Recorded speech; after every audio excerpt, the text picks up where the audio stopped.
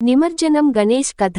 వినాయక చవితి పండుగలో మనం ఇంట్లో గణపతిని ప్రతిష్ఠించి పూజలు చేసి కొద్ది రోజుల తర్వాత నిమజ్జనం చేస్తాం. ఈ నిమజ్జనానికి ఒక ప్రత్యేకమైన అర్థం ఉంది. ఒకసారి దేవతలు గణపతిని అడిగారు, ప్రభూ, మీరు ఎందుకు మట్టితో తయారు చేసిన విగ్రహంగా పూజలు చేయించుకుంటారు? చివరికి నదీ జలాల్లో నిమజ్జనం అవుతారు. దీని వెనుక గూఢార్థం ఏమిటి అని. అప్పుడు గణేశుడు చిరునవ్వుతో ఇలా చెప్పారు, నేను విఘ్నేశ్వరుణ్ణి. మట్టితో చేసిన విగ్రహం అనేది మన శరీరాన్ని సూచిస్తుంది.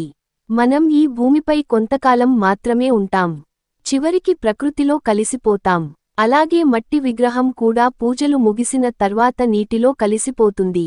దీని ద్వారా జీవితం శాశ్వతం కాదని, ప్రతి ఆరంభానికి ఒక ముగింపు ఉంటుందని మనుషులకు గుర్తు చేస్తుంది. దీనితో దేవతలందరూ ఆశ్చర్యపోయి గణపతిని స్తుతించారు.